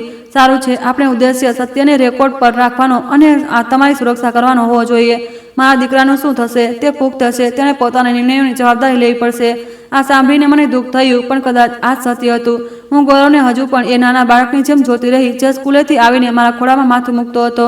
કાયદો તેને બાળક નહોતો માનતો અને જિંદગી પણ નહીં. ડેનિયલે કહ્યું કે મારે તરત જ કેટલાક કદમ ઉઠાવવા જોઈએ. મારા બધા દસ્તાવેજોની ઝેરોક્ષ ભેગી કરવી, ફોન અને ઈમેલની સુરક્ષા બદલવી, પાસપોર્ટ માંગવામાં આવ્યાની તારીખો લખવી, મિત્તલ દ્વારા આપવામાં આવેલી ધમકીઓને યાદ કરીને નોંધવી અને કોઈ સુરક્ષિત સ્થાનની વ્યવસ્થા કરવી જેથી મામલો બગડે તો મારી પાસે જવાની જગ્યા હોય. મેં પૂછ્યું, મારી પાસે તો કોઈ નથી. જાનકીએ કહ્યું, હવે છે. તેણે મને જણાવ્યું કે સેન્ટર કેટલીક વૃદ્ધ મહિલાઓને હંગામી સુરક્ષિત આશ્રય આપવામાં મદદ કરે છે. ત્યાં એક ગુજરાતી મહિલા હતી, ભગવતી આંટી, જેમના ઘરમાં નાનો રૂમ ખાલી હતો. મેં તરત ના પાડી દીધી. હું ઘર છોડીને નહીં જાઉં. જાનકીએ કહ્યું, અત્યારે નહીં, બસ વિકલ્પ જાણી લો. અમે મારા માટે એક નવો ઈમેલ બનાવ્યો. તેનો પાસવર્ડ મેં મારા પતિની જન્મ તારીખ ન રાખ્યો કારણ કે ગૌરવ તે જાણતો હતો. જાનકીએ એક અલગ વાક્ય વિચારમાં મદદ કરી, પણ તેને ફોટાએ સુરક્ષિત ઈમેલમાં મોકલી દીધો. મેં ફોન બંધ કર્યો તો 11:45 થઈ ચૂક્યા હતા. મિત્તલના 6 મિસ કોલ હતા. મારા હાથ ઠંડા પડી ગયા. મેં તરત તેને ફોન કર્યો, ક્યાં છો તમે? તેણે ઊંચા અવાજે પૂછ્યું, દુકાને. કઈ દુકાને? આટલી વાર કેમ? બસ છૂટી ગઈ હતી. લોકેશન કેમ નથી દેખાતું? મેં ખોટું બોલતા કહ્યું. ફોન બંધ થઈ ગયો હતો. થોડી પળ શાંતિ રહી. 12 વાગ્યા સુધીમાં ઘરે પહોંચો. મેં કહ્યું, આવી રહી છું. પાછા ફરવાના રસ્તે મેં ખરેખર ધાણા અને લોટ ખરીદ્યા જેથી થેલી ખાલી ના રહે. ઘરે પહોંચી તો મિત્તલ દરવાજા પર ઊભી રહી હતી. ક્યાં રહી ગયા હતા? મેં થેલી બતાવી. દુકાનમાં લાઈ નથી. તેણે મારો ફોન લીધો. બેટરી તો છે. મારી અંદર ડરની લહેર દોડી ગઈ, પણ ચહેરા પર કંઈ આવવા ન દીધું. બસ બંધ કરી દીધો હતો. તે થોડીવાર સ્ક્રીન જોતી રહી. કદાચ તેને કોઈ પુરાવો ન મળ્યો. તેણે ફોન પાછો આપી દીધો. આવતા વખતે ક્યાંય રોકાવું હોય તો કહીને જજો. મેં પહેલીવાર સીધી તેની આંખોમાં જોયું. હું નાની બાળકી નથી. તેણે ભ્રમર ચડાવી. તો બાળકો તો જેવી હરકત પણ ના કરો. એ દિવસ પછી તેનો વ્યવહાર વધુ કડક થઈ ગયો. હવે તે દરેક નાની વસ્તુ પર સવાલ કરતી. હું કોની સાથે વાત કરી રહી છું? કેટલી વાર નીચે રહી? કરિયાણાનું બિલ ક્યાં છે? ફોન પર કયો નંબર આવ્યો? હું સમજી ગઈ કે તેને શંકા થઈ ગઈ છે, પણ તેને એ ખબર નહોતી કે હું કેટલી દૂર જતી રહી છું. આવતા થોડા દિવસોમાં મેં ધીમે ધીમે માહિતી એકઠી કરવાનું શરૂ કર્યું. રસોડાના ટેબલ પર આવતા કવરોના નામ યાદ કર્યા. ગૌરવના લેપટોપ પાસે રાખેલા વકીલના કાર્ડનો ફોટો લીધો. પાસપોર્ટવાળા ખાનાની ચાવી મિત્તલ પોતાના હેન્ડબેગમાં રાખતી હતી. એ નોંધ્યું. હું રોજ રાત્રે ડાયરીમાં તારીખ લખી દેતી. સોમવાર પાસપોર્ટ માગ્યો, ન આપ્યો. બુધવાર ફોન સ્પીકર પર કરવાનું કહ્યું. શુક્રવારે કહ્યું કે મારી લીધે અમેરિકામાં છું. રવિવાર ગુજરાત જવાની વાત પર ના પાડી. આ બધું લખતી વખતે મને શરમ આવતી હતી. પોતાની જ વહુ વિરુદ્ધ તારીખો લખવી કોઈ મા માટે સહેલું નથી હોતું, પણ ડેનિયલે કહ્યું હતું યાદશક્તિ લાગણીઓથી બદલાઈ જાય છે, લખેલી તારીખો નહીં. એક સાંજે મિત્તલ ઘરે આવી અને બોલી, મને પ્રમોશન મળવાનું છે. ગૌરવ ખુશ થયો. આ તો બહુ સારા સમાચાર છે, મિત્તલે કહ્યું, પણ જવાબદારી વધશે. કદાચ અઠવાડિયામાં 3 દિવસ મોડી આવીશ. પછી તેણે મારી તરફ જોયું. મમ્મીજી છે ને, બાળકો સચવાઈ જશે. તેણે પૂછ્યું પણ નહીં, સીધો ચુકાદો સંભળાવી દીધો. મેં શાંત સ્વરે કહ્યું, હું રોજ મોડી રાત સુધી બાળકોને નહીં સાચું. રૂમમાં શાંતિ છવાઈ ગઈ. મિત્તલે કહ્યું, કેમ? મારી ઉંમર થઈ ગઈ છે. જ્યારે ભારતમાં હતા ત્યારે એકલા ઘર સંભાળતા હતા. એ મારું ઘર હતું, મારી મરજીથી. તેનો ચહેરો બદલાતો હતો. આ પણ તમારું જ તો ઘર છે. જો મારું ઘર છે તો મારો પાસપોર્ટ મને આપી દે. ગૌરવ તરત વચ્ચે આવ્યો. મમ્મી, ફરી એ જ વાત. એ વાત પૂરી ક્યારે થઈ? મિત્તલે ખુરશી પર પાછળ ધકેલી. તમને સમજ નથી આવતી કે દસ્તાવેજ કેસની સાથે છે. મેં પૂછ્યું, કયો કેસ? તે થોડીવાર ચૂપ રહી. ઇમિગ્રેશનનો. તેમાં મારું નામ કેમ છે? હવે ગૌરવ મારી તરફ જોયું. તેની આંખોમાં ગભરાટ હતી. તમે ફાઇલ જોઈ? મેં જવાબ ન આપ્યો. મિત્તલ આગળ વધી. તમે સ્ટડી રૂમમાં ગયા હતા? મેં માત્ર એટલું જ કહ્યું. મેં એક કાગળો પર સહી કરી છે. મને જાણવાનો અધિકાર છે. ગૌરવે ધીમા અવાજે કહ્યું. મમ્મી, બધું કાનૂની છે, તો મને સમજાવવામાં ડર કેવો? મિત્તલે ગુસ્સાથી કહ્યું, તમે અમને ચોર સમજી રહ્યા છો. મેં કહ્યું, હું માત્ર મારી સહી ઓળખી રહી છું. એ રાત્રે ઘરમાં કોઈએ મારી સાથે વાત ન કરી. બીજા દિવસે મિત્તલે સ્ટડી રૂમનું તાળું બદલાવી નાખ્યું. મને હવે પૂરો વિશ્વાસ થઈ ગયો કે કંઈક છુપાવવામાં આવી રહ્યું છે. મેં જાનકીને મેસેજ મોકલ્યો. તેણે આવતા મંગળવારે મળવા કહ્યું, પણ એ પહેલાં ઘરમાં એક એવી ઘટના બની જેણે મારી અંદર બચેલી ખચકાટ પણ ખતમ કરી દીધી. રિયાને રાત્રે સખત તાવ આવી ગયો. મિત્તલે તેને દવા આપી અને કહ્યું કે સવાર સુધીમાં ઠીક થઈ જશે. ગૌરવની બીજા દિવસે બહુ અગત્યની મીટિંગ હતી, એટલે બંને સુવા જતા રહ્યા. હું આખી રાત રિયા પાસે બેઠી રહી. તેના માથા પર ઠંડા પાણીના પોતા મૂકતી રહી, પાણી પીવડાવતી રહી. જ્યારે તે ડરીને ઉઠતી તો તેને ખોળામાં લઈને ભગવાનના ભજનો સંભળાવતી. સવારે 4 વાગ્યે તેનો તાવ થોડો ઓછો થયો. મેં રાહતનો શ્વાસ લીધો. 7 વાગ્યે મિત્તલ રસોડામાં આવી અને બોલી, ગ્રોસરીની ડિલિવરી ક્યાં છે? મેં કહ્યું, હું રિયા પાસે હતી, ફોન નથી જોયો. તેને ગુસ્સાથી કહ્યું. ઓર્ડર પાછો જતો રહ્યો. હવે આજના જમવાનું શું થશે? મેં તેની તરફ જોયું. તારી દીકરી આખી રાત તાવમાં હતી. હવે ઠીક છે ને? હું ન બેસતી તો? તે તમારી પોતરી છે. તમે કોઈ ઉપકાર નથી કર્યો. મારી અંદર દર્દ ઉઠ્યું. મેં કહ્યું, સાચું છે, પોતરી છે એટલે આખી રાત બેઠી, પણ હું માણસ પણ છું. તે હસી પડી. મમ્મીજી, તમે દરેક વાતનો ડ્રામા બનાવી દો છો. ત્યારે જ આરવ દરવાજે આવીને ઊભો રહ્યો. મમ્મી, દાદી કંઈ ખોટું નથી કર્યું. મિત્તલે પાછળ વળીને જોયું. તું વચ્ચે ના બોલ. તમે હંમેશા દાદીને વઢો છો. રૂમમાં સન્નાટો છવાઈ ગયો. ગૌરવ પણ બહાર આવી ગયો. મિત્તલનો ચહેરો લાલ થઈ ગયો. તેણે આરવનું ટેબ્લેટ ઉઠાવીને કબાટમાં મૂકી દીધું. 1 અઠવાડિયા સુધી નહીં મળે. આરવ રડવા લાગ્યો. કેમ? કારણ કે તું મોટાઓની વાતમાં બોલી રહ્યો હતો. તેણે ફરી મારી તરફ જોઈને કહ્યું, અને જો દાદી આ જ રીતે ઘરમાં પરેશાની કરતા રહેશે તો તેમને ઇન્ડિયા પાછા મોકલવા પડશે. રિયા રૂમની અંદરથી રડી પડી. દાદી નહીં જાય. હું ત્યાં જ ઊભી રહી ગઈ. એ દિવસે મિત્તલે માત્ર મને ડરાવવાની કોશિશ નહોતી કરી, તેણે બાળકોના મનમાં પણ ડર ભરી દીધો હતો. મારી ચૂપ્પી હવે તેમને શીખવાડી રહી હતી કે નબળું દેખાવું અને દબાવવું સામાન્ય લાગે છે. મેં એ જ દિવસે નક્કી કરી લીધું. આવતા મંગળવારે હું ફરી કોમ્યુનિટી સેન્ટર પહોંચી. આ વખતે મેં કોઈ બહાનું ન કાઢ્યું. મેં જાનકીને કહ્યું, હું રેકોર્ડ ઠીક કરાવવા માંગુ છું. ડેનિયલે પૂછ્યું, શું તમે સમજો છો કે આનાથી પરિવારની ઇમિગ્રેશન પ્રક્રિયા પર અસર પડી શકે છે? હા. શું કોઈ તમને આ નિર્ણય લેવા માટે મજબૂર કરી રહ્યું છે? ના. શું તમે બદલો લેવા માંગો છો? મેં થોડીવાર વિચાર્યું. હું ઈચ્છું છું કે મારા નામથી જૂઠાણું ના ચાલે. તેમને માથું હલાવ્યું. અમે એક નિવેદન તૈયાર કરવાનું શરૂ કર્યું. તેમાં લખવામાં આવ્યું કે મને કેટલાક દસ્તાવેજોનો અર્થ પૂરી રીતે સમજાવવામાં નહોતો આવ્યો. હું એ નિવેદનનું સમર્થન કરતી નથી જે મારી વાસ્તવિક ઘરેલું સ્થિતિ, આર્થિક સ્વતંત્રતા કે સ્વૈચ્છિક સંમતિને ખોટી રીતે દર્શાવે છે. હું આગળ કોઈ પણ એવા ફોર્મમાં સહકાર નથી આપતી જે મારી પરવાનગી પર આધારિત હોય. મેં મારો પાસપોર્ટ અને મૂળ ઓળખપત્ર તાત્કાલિક પાછા માંગ્યા. મેં દરેક વાક્ય ધ્યાનથી સાંભળ્યું. ઘણી જગ્યાએ ભાષા કઠોર લાગતી તો હું કહેતી કે ધમકી જેવું ના લખશો. ડેનિયલે કહ્યું, આ ધમકી નથી, ઔપચારિક માંગ છે. હું છતાં પણ ઈચ્છતી હતી કે તેમાં માત્ર સત્ય હોય. ના કોઈ વધારીને કહેલા આરોપ, ના કોઈ જૂઠ, ના કોઈ એવો શબ્દ જેને પાછળથી મારી વિરુદ્ધ વાપરી શકાય. અંતમાં ડેનિયલે કહ્યું, આ સંબંધિત કાનૂની પ્રતિનિધિઓને મોકલવામાં આવશે. આગળની પ્રક્રિયા દસ્તાવેજો અને કેસની સ્થિતિ પર આધાર રાખશે. મેં સહી કરતા પહેલા પતિની વાત યાદ કરી. સહારો હંમેશા માણસ નથી હોતો, ક્યારેક પોતાની સમજ પણ હોય છે. મેં પેન ઉઠાવી. આ વખતે મેં દરેક લાઈન વાંચીને સહી કરી. 2 દિવસ પછી મિત્તલ ઓફિસમાં હતી. જ્યારે નોટિસ પહોંચી લગભગ 11 વાગે મારા ફોન પર તેનો પહેલો કોલ આવ્યો. મેં ન ઉપાડ્યો. પછી બીજો, ત્રીજો, ચોથો, પછી ગૌરવનો ફોન આવ્યો.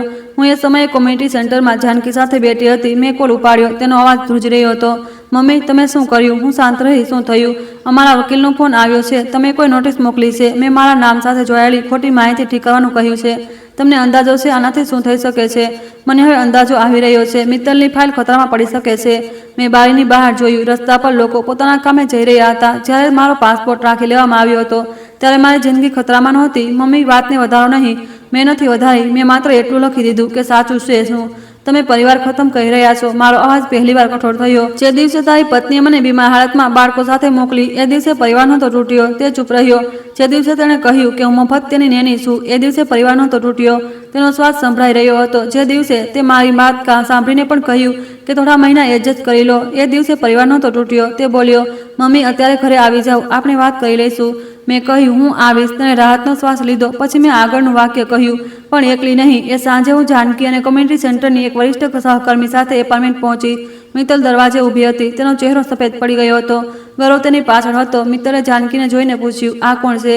મેં મારો કેટ ઉતરતા કહ્યું, સાક્ષી. કઈ વાતના? મેં સીધો જવાબ આપ્યો, આજે હું મારો પાસપોર્ટ અને મારા બધા કાગળો લેવા આવીશું.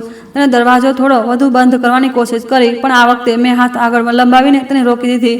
હું તેના ઘરમાં જરૂર ઊભી હતી, પણ પહેલીવાર તેની પરવાનગીથી નહીં, મારો અધિકાર લેવા આવી હતી. દરવાજા પાસે થોડી ક્ષણો એવો સન્નાટો રહ્યો, જાણે આખું ઘર અમારા શ્વાસ સાંભળી રહ્યું હોય. મિત્તલનો હાથ હજુ પણ દરવાજા પર હતો.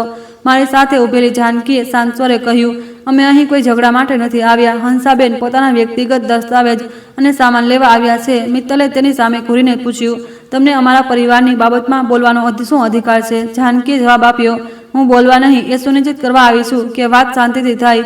ગૌરવ આગળ વધ્યો, મમ્મી અંદર આવી જાઓ. બહાર ઊભા રહીને તમાશો કેમ બનાવી રહ્યા છો? મેં તેની આંખોમાં જોયું. તમાશો બહાર નથી બની રહ્યો બેટા. જે મહિનાઓથી આ ઘરની અંદર થતું રહ્યું એ તમાશો હતો. તેણે તરત નજરો હટાવી લીધી. મિત્તલે દરવાજો ખોલી દીધો, પણ તેના ચહેરા પર સ્વાગત નહોતું, મજબૂરી હતી. હું અંદર ચાલી ગઈ. એ જ બેઠક ખંડ હતો જ્યાં મેં પહેલી સાંજે બાળકો સાથે ફોટો પડાવ્યો હતો. દિવાલ પર આજે પણ એ ફોટો લાગેલો હતો. ફોટામાં મિત્તલ મને ગળે લગાવીને હસી રહી હતી. મારા હાથમાં બાળકો માટે લાવેલું મીઠાઈનું બોક્સ હતું. જે પણ એ ફોટો જોતો એ જ વિચારતો કે આ ઘરમાં મને માનું સન્માન મળ્યું હશે. ફોટાની સૌથી મોટી ખામી એ જ હતી, જે મુસ્કાન પકડી લે છે પણ તેની પાછળનો ઈરાદો નહીં. મિત્તલે ઊંચા આવાજે કહ્યું, પહેલા એ જણાવો તમે અમારા વકીલને શું મોકલ્યું છે? મેં ઉત્તર આપ્યો, એ જે સાચું હતું. તમને શું ખબર સાચું શું છે? તમને ઇમિગ્રેશનનો કાયદો સમજાય છે? કાયદો પૂરો નથી સમજતી. મારી સાથે થયેલો વ્યવહાર સમજુ છું. તે હસી પડી, પણ એ હસીમાં ગભરાહટ હતી. તમને ઘરનું કામ કરવાનું કહ્યું તો એ ત્રાસ થઈ ગયો. મેં મારું પર્સ ટેબલ પર મૂક્યું. ઘરનું કામ કરવું એ ત્રાસ નથી. કોઈનો પાસપોર્ટ રોકી રાખવો, બહાર જતા રોકવું, ફોન સાંભળવો, સમજાવ્યા વગર કાગળો સહી કરાવી અને બીમારીમાં પણ કામ કરવા માટે મજબૂર કરવું એ ત્રાસ છે. કોણે મજબૂર કર્યા? મેં ક્યારેય હાથ પકડીને કામ નથી કરાવ્યું. મેં શાંત સ્વરે કહ્યું, મજબૂરી હંમેશા હાથ પકડીને નથી કરાવાતી. ક્યારેક કહેવામાં આવે છે કે તમારી પાસે કોઈ રસ્તો નથી. ક્યારેક ડરાવવામાં આવે છે કે બીજા જતા રહેશે. ક્યારેક કહેવામાં આવે છે કે તમે આ દેશમાં અમારા કારણે છો. મિત્તલનો ચહેરો કઠોર થઈ ગયો. તો તમે માનો છો કે તમે અમારા કારણે અહીં આવ્યા? હું તમારા બોલાવા પર આવી હતી. તેનો મતલબ એ નથી કે મારું જીવન તમારી સંપત્તિ બની ગયું. ગૌરવ વચ્ચે બોલ્યો, મમ્મી અમને ખબર છે કેટલી ભૂલો થઈ છે, પણ તમે બહુ મોટું કદમ ઉઠાવી લીધું. મેં તેની તરફ જોયું. મોટું કદમ મેં ઉઠાવ્યું કે એ હતું જ્યારે તારી પત્નીએ મારો પાસપોર્ટ બંધ કરી દીધો. એ માત્ર સુરક્ષા માટે હતું. તને ખબર હતી? તેણે જવાબ ન આપ્યો. મેં ફરી પૂછ્યું, તને ખબર હતી કે મારો પાસપોર્ટ મારી પાસે નથી? તેણે ધીમેથી કહ્યું, હા. તને ખબર હતી કે હું માંગી રહી છું? હા. પછી તે મને અપાવ્યો કેમ નહીં? કારણ કે બધા ડોક્યુમેન્ટ એક સાથે રાખ્યા હતા. મેં કડવાશભરી મુસ્કાન સાથે કહ્યું, મારા દીકરા માટે ફાઇલની સગવડ પોતાની માની સ્વતંત્રતાથી મોટી હતી. એવું નથી તો કેવું છે? ગૌરવે કંઈક કહેવા માટે મોઢું ખોલ્યું, પણ શબ્દો ન નીકળ્યા. તેની આ જ આદત હતી. દરેક કઠિન ક્ષણે તે ચૂપ થઈ જતો હતો અને પાછળથી કહેતો કે તે બંને તરફથી પરેશાન હતો. મેં એ દિવસે નક્કી કરી લીધું હતું કે હવે હું તેની ચૂપીને મજબૂરીનું નામ નહીં આપું. મિત્તલે ટેબલ પર પડેલી કાનૂની નોટિસ ઉઠાવી. તેની આંગળીઓ ધ્રુજી રહી હતી. તમને ખબર છે આમાં શું લખ્યું છે? તમે કહ્યું છે કે તમારી સહી સમજ્યા વગર લેવામાં આવી. તમે અમારી ઘરની વ્યવસ્થા પર સવાલ ઉઠાવ્યો. અમારા વકીલે કહ્યું છે કે હવે આખી હિસાબ ફાઇલ ફરીથી જોવાઈ શકે છે. મેં કહ્યું તો જોવા દો. મારી ગ્રીન કાર્ડ પ્રક્રિયા રોકાઈ શકે છે. મેં તારી પ્રક્રિયા નથી રોકી. મેં મારા નામનો ખોટો ઉપયોગ રોક્યો છે. આનો ફરક કોણ સમજશે? જેણે કાગળ ભર્યા તેણે સમજવું જોઈતું હતું. તે અચાનક બૂમ પાડી ઉઠી, મેં બધું જ આ જ પરિવાર માટે કર્યું છે. તેનો અવાજ એટલો ઊંચો હતો કે બાળકોના રૂમનો દરવાજો થોડો ખુલી ગયો. આરવ બહાર ઝાંકી રહ્યો હતો. મેં તેને અંદર જવાનો ઇશારો કર્યો, પણ તે ત્યાં જ ઊભી રહ્યો. મિત્તલે ચાલુ રાખ્યું, હું સવારથી રાત સુધી કામ કરું છું. ઓફિસમાં રોજ સાબિત કરવું પડે છે કે હું કોઈનાથી ઓછી નથી. ઘરની લોન છે, બાળકોની ફી છે, વકીલોની ફી છે. ગૌરવની નોકરી ગમે ત્યારે જઈ શકે છે. મને કોણે સાચવી? મેં શાંત સ્વરે કહ્યું, જો તું થાકી હતી તો મદદ માંગી શકતી હતી. મેં મદદ જ તો માંગી હતી, મદદ નહોતી માંગી. તે મારી જિંદગીનો ફેસલો કરી લીધો હતો. તમને બાળકો સાથે રહેવું સારું લાગતું હતું લાગે છે. જમવાનું બનાવવું પણ તમને પસંદ છે? હા. તો પછી સમસ્યા શું છે? સમસ્યા એ છે કે પસંદને ફરજ બનાવી દેવામાં આવી. ફરજને મજબૂરી અને મજબૂરીને ઋણ. તે ચૂપ થઈ ગઈ. હું આગળ વધી. પહેલા દિવસે મેં મારી ખુશીથી પરોઠા બનાવ્યા હતા. થોડા જ અઠવાડિયામાં તે ફ્રીજ પર આખું ટાઈમ ટેબલ લગાવી દીધું. પહેલાં મેં બાળકોને પ્રેમથી બસ સુધી છોડ્યા. પછીથી તાવમાં પણ નીચે મોકલવામાં આવી. પહેલાં મેં મારો પાસપોર્ટ વિશ્વાસથી આપ્યો, પછીથી તે પાછો આપવાની ના પાડી દીધી. મિત્રે નજરો ફેરવી લીધી. તમે દરેક વાતને ખોટી નજરે જોઈ રહ્યા છો અને તું દરેક ખોટી વાતને સગવડનું નામ આપી રહી છે. ગૌરવે બંને હાથ માથા પર મૂકી દીધા. બસ કરો બંને. મેં તેની તરફ જોયું. તને આ વાતથી પરેશાની છે? સત્યથી નહીં. મમ્મી, હું બધું માની રહ્યો છું. મિત્તલે આવું નહોતું કરવું જોઈતું અને તે શું મારે તારી બચાવની નહોતી જોઈતી. તેની આંખો ભરાઈ આવી. હું ફસાઈ ગયો હતો. ક્યાં? તમારા બંનેની વચ્ચે. મેં માથું હલાવ્યું. ના બેટા, તું સત્ય અને સગવડની વચ્ચે ફસાયો હતો અને દરેક વખતે તે સગવડ પસંદ કરી. તેણે ખુરશી ખેંચીને બેસતા કહ્યું, મારા લગ્ન તૂટી શકતા હતા એટલે તે માને તૂટવા દીધી. મેં આવું નહોતું ઈચ્છ્યું. ઘણા અન્ય ઈચ્છીને નથી થતા. તેમને રોકવાની હિંમત ન કરીને થાય છે. તેના ચહેરા પર એવી પીડા હતી જે કદાચ પહેલીવાર અંદર સુધી પહોંચી હતી. મને મારા દીકરા પર દયા આવી, પણ દયા અને માફી એ એક વાત નથી હોતી. હું તેની પાસે ગઈ. ગૌરવ, તારી પત્નીએ મને ચોટ પહોંચાડી, પણ તારી ચૂપ્પીએ મને વધારે તોડી નાખી. તેની આંખોમાંથી આંસુ પડવા લાગ્યા. મમ્મી, મને માફ કરી દો. મેં તરત ઉત્તર ના આપ્યો. પહેલાં હું એ જ કરતી. દીકરો રડે અને હું તેની દરેક ભૂલ ભૂંસી નાખતી, પણ કેટલીય ભૂલો આંસુઓથી નાની નથી થઈ જતી. મેં કહ્યું, માફી પછીની વાત છે. પહેલાં જવાબદારી સમજો. ત્યારે જ આરવ રૂમમાંથી બહાર આવ્યો. દાદી, તમે જઈ રહ્યા છો? તેની પાછળ રિયા પણ હતી. તેની આંખો સૂજેલી હતી. મેં મારા હાથ ફેલાવ્યા. બંને દોડીને મને વળગી પડ્યા. રિયા રડતા રડતા બોલી, મેં કંઈ કર્યું છે? ના બેટા. મમ્મીએ કહ્યું તમે ઇન્ડિયા જતા રહેશો. મારી નજર મિત્તલ પર ગઈ. તે ચૂપ હતી. મેં રિયાનો ચહેરો ઊંચો કર્યો. હું ક્યાંય પણ જાઉં, તમારી દાદી જ રહીશ. આરવે પૂછ્યું, તમે અમારી સાથે કેમ નહીં રહો? મારા માટે આજ સૌથી અઘરો પ્રશ્ન હતો. મિત્તલની વાતો, ગૌરવની ચુપ્પી, પાસપોર્ટ, બધા કામ, બધું સહન કરી શકતી હતી, પણ બાળકોનો સાથ છોડવો કઠિન હતો. મેં આરવને કહ્યું, ક્યારેક કોઈને પ્રેમ કરતા હોવા છતાં અલગ રહેવું પડે છે, જેથી કોઈ ખોટી વાત સાચી ના બની જાય. તે કદાચ પૂરો અર્થ ન સમજ્યો, છતાં તેણે માથું હલાવી દીધું. મિત્તલે એક ક્ષણે મારી નબળાઈ પારખી લીધી. તેનો સ્વર અચાનક બદલાઈ ગયો. મમ્મીજી, બાળકો માટે રોકાઈ જાઓ. મેં તેની તરફ જોયું. હવે તેની આંખોમાં ગુસ્સા કરતાં ડર વધારે હતો. તે મારી પાસે આવી. ઠીક છે, પાસપોર્ટ અત્યારે જ આપી દઉં છું. ઘરનું કામ પણ ઓછું કરી દઈશું. તમે મંદિર જતા રહેજો. જ્યાં જવું હોય ત્યાં જજો. ફોન પણ કોઈ નહીં જુએ. હું ચૂપ રહી. તે હજુ નજીક આવી. બસ, એ નોટિસ પાછી ખેંચી લો. આ એક જ વાક્ય મને બધું સમજાવવા માટે પૂરતું હતું. તેનો પસ્તાવો મારા દર્દ માટે નહોતો. તેનો પોતાના કાગળોની ચિંતા હતી. મેં પૂછ્યું, જો નોટિસ ન આવી હોત તો શું તું મારો પાસપોર્ટ પાછો આપત? તે કંઈ ન બોલી. જો તારા વકીલનો ફોન ન આવ્યો હોત તો શું તને તારી ભૂલ સમજાત? તેમણે ધીમા સ્વરે કહ્યું, હવે સમજાઈ ગઈ છે ને કે હવે નુકસાન સમજાયું છે? તેની આંખો ઝૂકી ગઈ. મેં કહ્યું, તું મને રોકવાનું નથી કહી રહી, પોતાના કાગળો બચાવવાનું કહી રહી છે. મમ્મીજી, તમે ખોટું સમજી રહ્યા છો. ઘણા મહિનાઓ સુધી હું ખોટું સમજતી રહી. હવે નહીં. તેને રડતા રડતા કહ્યું, મારી આખી જિંદગી બરબાદ થઈ જશે. મેં ઉત્તર આપ્યો, મેં એવું કંઈ નથી લખ્યું જે થયું નથી. સત્ય જો કોઈ ફાઇલને ખતરામાં નાખી છે તો ભૂલ સત્યની નથી હોતી. તે અચાનક ઘૂંટણભેર બેસવા લાગી. મેં તરત તેના હાથ પકડીને રોકી દીધી. આવું ના કર. તો પછી શું કરું? પહેલાં સીધી ઊભી રહે, પછી સત્ય સ્વીકાર કર. તે ઊભી થઈ ગઈ. તે બસ સ્પષ્ટ શબ્દોમાં કહ્યું, હું નોટિસ પાછી નહીં લઉં. રૂમમાં ફરી સન્નાટો છવાઈ ગયો. ગૌરવે ગભરાઈને પૂછ્યું, શું કોઈ બીજો રસ્તો નથી? છે ને? શું તમે બંને તમારા વકીલને સાચું કહો? જે ખોટું છે તે ઠીક કરાવો. જે સવાલ આવે તેનો જવાબ આપો. પરિણામ આવે તે સ્વીકારો. મિત્તલે કહ્યું, એટલું સહેલું નથી. મારા માટે પણ સહેલું નહોતું. જાનકી અત્યાર સુધી ચૂપચાપ બધું સાંભળી રહી હતી. તેણે કહ્યું, હંસાબેને કોઈને ધમકી નથી આપી. તેમણે માત્ર પોતાની સંમતિ પાછી ખેંચી છે અને પોતાના દસ્તાવેજો માંગ્યા છે. મિત્તલે તીખા સ્વરે કહ્યું, તમે આમને ભડકાવ્યા છે? જાનકીએ શાંત ઉત્તર આપ્યો, ના, મેં આમને માહિતી આપી છે. નિર્ણય આમને લીધો છે. મિત્તલે મારી તરફ જોયું. કદાચ પહેલીવાર તેને સમજાયું કે હું કોઈના કહેવાથી નહીં, મારી સમજણથી ઊભી હતી. મેં કહ્યું, હવે મારો પાસપોર્ટ? તે ત્યાં જ ઊભી રહી. મેં ફરી કહ્યું, અત્યારે જ. ગૌરવે તેની તરફ જોયું. મિત્તલ આપી દે. તે ઝડપથી રૂમ તરફ ગઈ. મેં તેની ચાલમાં એ જ બેચેની જોઈ જે મહિનાઓ સુધી મારી અંદર રહેતી હતી. થોડીવાર પછી તે એક ભૂરી ફાઇલ લઈને પાછી આવી. તેણે ફાઇલ ટેબલ પર મૂકી દીધી. મેં ખોલી. ઉપર મારો પાસપોર્ટ હતો. મેં તેને ઉઠાવ્યો. મારો ફોટો જોયો. એ જ ફોટામાં હું ભારતથી નીકળતી વખતે આસવાન હતી. મને ક્યાં ખબર હતી કે આ નાનકડી ચોપડી મારા માટે ઓળખ કરતા સ્વતંત્રતાનું પ્રતીક બની જશે. મેં પાસપોર્ટ મારા પર્સમાં મૂક્યો. ફાઇલમાં બીજા પણ કાગળ હતા. મારી બેંકની નકલો, ભારતનો વીમો, દસ્તાવેજ, મેડિકલ રિપોર્ટ, પતિનું મૃત્યુ પ્રમાણપત્ર, મારા કેટલાક જૂના ઓળખપત્રો, એક નાની લાલ થેલી જેમાં મારી સોનાની બંગડીઓ અને નાકની વધારાની ચૂંક હતી. મેં બધું એક એક કરીને ચકાસ્યું. મિત્તલ અધીરી થઈને બોલી, કંઈ ગાયબ નથી? મેં કહ્યું, હવે મને તારી વાત પર ભરોસો નથી એટલે ચકાસી રહી. તેનો ચહેરો ઝૂકી ગયો. મને સારું નહોતું લાગી રહ્યું તેને અપમાનિત કરવાનું, પણ સાચું બોલવું એ અપમાન નથી હોતું. હું રૂમમાં ગઈ અને મારો સામાન બાંધવા લાગી. મારી પાસે વધારે કંઈ નહોતું.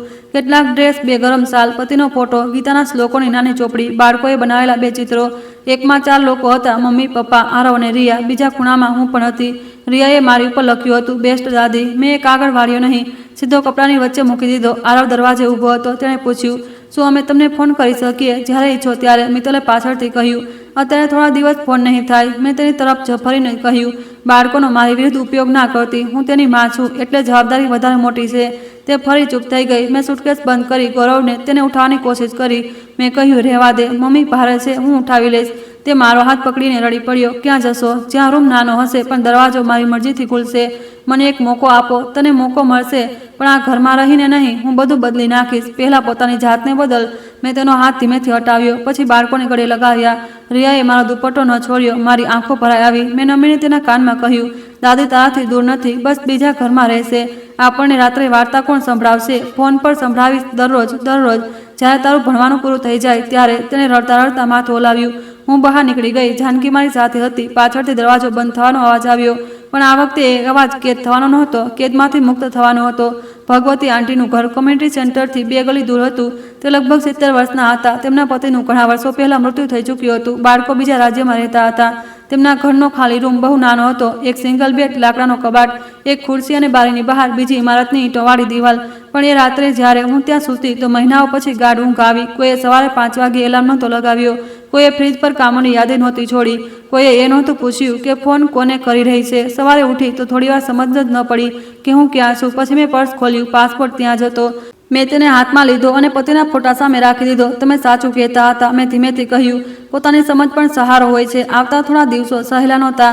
હું મજબૂત થઈને નીકળી હતી પણ અંદરથી તૂટેલી હતી. બાળકોની યાદ આવતી, ગૌરવના બાળપણના ફોટો યાદ આવતા. ક્યારેક લાગતું કે મેં બહુ કઠોર પગલું ભરી લીધું. ક્યારેક વિચારતી કદાચ મારે થોડા મહિના હજુ સહન કરી લેવું જોઈતું હતું. જાનકીએ મને સમજાવ્યું, સાચો નિર્ણય લીધા પછી પણ દુઃખ થઈ શકે છે. દુઃખનો મતલબ એ નથી કે નિર્ણય ખોટો હતો. ડેનિયલે જણાવ્યું કે પરિવારના વકીલે સંપર્ક કર્યો છે. તેમની ફાઇલમાં કેટલીક વાતો સ્પષ્ટ કરવી પડશે. કેટલાક વધારાના દસ્તાવેજો મંગાવવામાં આવી શકે છે. કેટલાક નિવેદનો સુધારવા પડશે. પ્રક્રિયા લાંબી થઈ શકે છે. મેં પૂછ્યું, શું મિત્તલને દેશમાંથી કાઢી મૂકશે? તેમણે કહ્યું, એવો નિષ્કર્ષ અત્યારે ન કાઢી શકાય. દરેક કેસ અલગ હોય છે. તમારી નોટિસ માત્ર એક હકીકત છે, અંતિમ ફેસલો નહીં. મને રાહત પણ મળી અને ચિંતા પણ. હું બદલો નહોતી ઈચ્છતી. હું માત્ર એટલું ઈચ્છતી હતી કે મારા નામનો સહારો લઈને કોઈ મને જ નબળીનાશ બનાવે. ગૌરવ સતત ફોન કરતો રહ્યો. પહેલા દિવસે મેં ન ઉપાડ્યો, બીજા દિવસે પણ નહીં. ત્રીજા દિવસે તેણે મેસેજ મોકલ્યો, મમ્મી, હું એકલો આવવા માંગુ છું, બસ 10 મિનિટ. મેં મળવાની પરવાનગી આપી દીધી. અમે કોમ્યુનિટી સેન્ટરમાં એક નાના રૂમમાં બેઠા. તે બહુ થાકેલો લાગી રહ્યો હતો. દાઢી વિખરાયેલી હતી. આંખો નીચે કાળા કુંડાળા હતા. તેણે બેસતા જ મારા પગે પડવાની કોશિશ કરી. મેં રોકી દીધો. પહેલા વાત કર. તેણે કહ્યું, મમ્મી, મને ખબર છે મેં તમારો સાથ ના આપ્યો, પણ હું ચૂપ રહી. હું ડરી ગયો હતો. કોનાથી? મિત્તલથી? ના, બધું તૂટી જવાથી. અને જ્યારે હું તૂટી રહી હતી તેણે માથું ઝુકાવી લીધું. મેં મારી જાતને સમજાવ્યું કે તમે મજબૂત છો, તમે સંભાળી લેશો. દરેક મજબૂત માણસ સાથે આ જ અન્યાય થાય છે. બધા માની લે છે કે તેને ચોટ નથી પહોંચતી. તેની આંખો ભરાઈ આવી. હું શર્મિંદા છું. શરમ થોડા દિવસ રહે છે. આદત બદલવી વધારે અઘરી છે. તેણે માથું ઉઠાવ્યું. હું શું કરું? પહેલું કામ, બાળકોની જવાબદારી બરાબરથી લે. હા. બીજું, મિત્તલની દરેક ખોટી વાતને તણાવ કહીને ના બચાવ. ઠીક. ત્રીજું, કાઉન્સેલિંગ લે. તું દરેક ટકરાવથી ભાગે છે. તેણે થોડી નવાઈથી પૂછ્યું, કાઉન્સેલિંગ? હા. તારે શીખવું પડશે કે શાંતિ અને ચૂપ્પી એક વસ્તુ નથી હોતી. અને તમે પાછા ક્યારે આવશો? અત્યારે નહીં. ક્યારે? તે ભવિષ્ય નક્કી કરશે. માત્ર તારી ઈચ્છા નહીં. તે રડવા લાગ્યો. આ વખતે મેં તેના માથા પર હાથ મૂક્યો પણ માફી ના આપી. મમતાએ તેને સ્પર્શ કર્યો. આત્મસન્માનની દૂરી બનાવી રાખી. બંને સાથે રહી શકે છે. મેં એ પહેલી વાર શીખ્યું. થોડા અઠવાડિયા પછી બાળકો સાથે મારા વિડીયો કોલ નિયમિત થવા લાગ્યા. રિયા મને પોતાની સ્કૂલના ચિત્રો બતાવતી. આરો પોતાની ચોપડીઓ વાંચીને સંભળાવતો. હું રોજ રાત્રે તેમની નાની વાર્તા સંભળાવતી.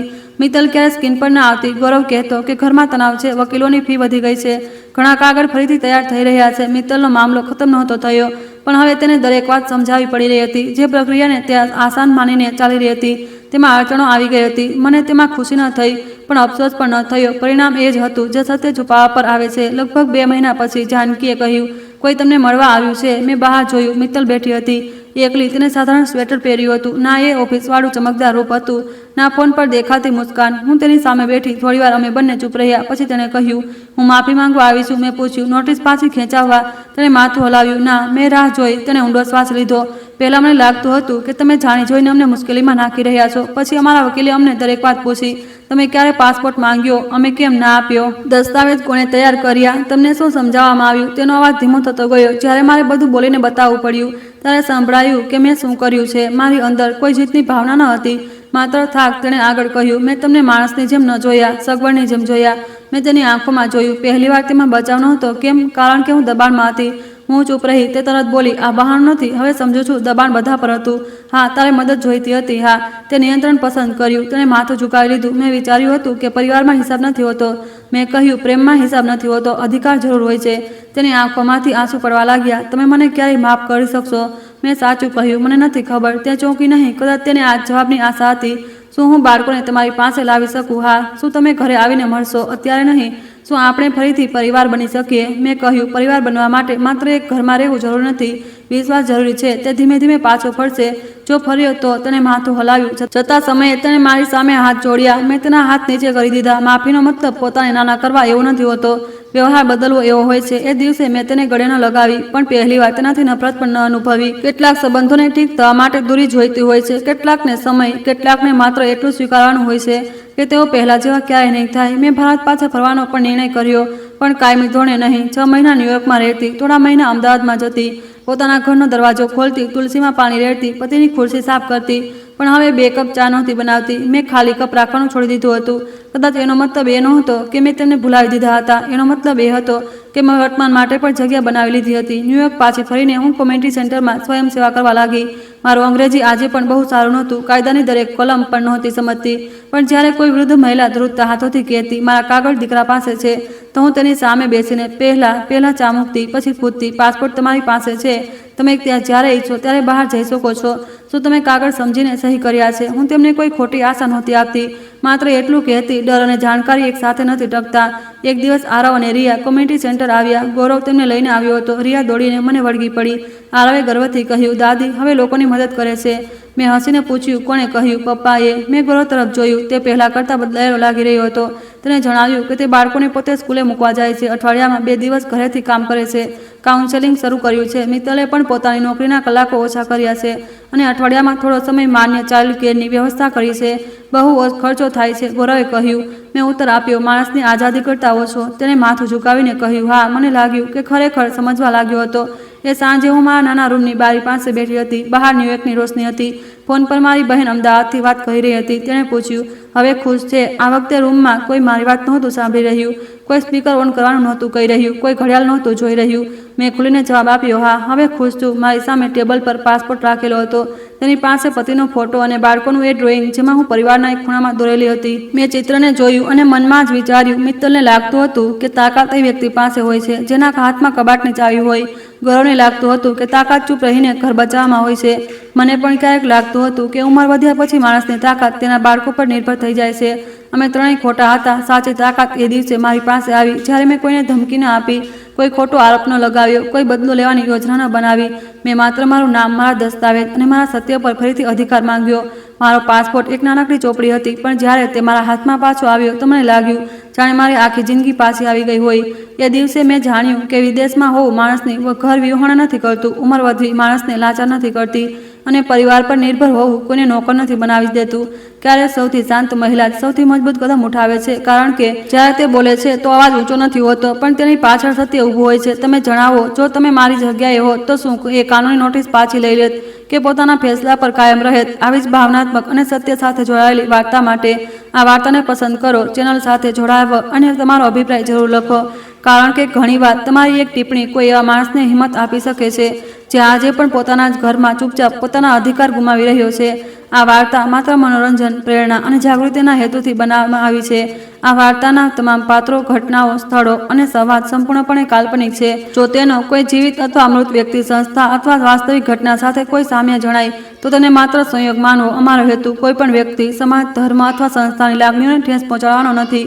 જો તમને આ વાર્તા ગમી હોય તો કૃપા કરીને વિડીયોને લાઇક કરો, તમારા મિત્રો અને પરિવાર સાથે શેર કરો અને અમારા ચેનલને સબસ્ક્રાઇબ કરવાનું ભૂલશો નહીં. તમારો પ્રેમ અને સહકાર અમને આવી જ હૃદયસ્પર્શી વાર્તાઓ લાવવા માટે પ્રેરણા આપે છે. આભાર.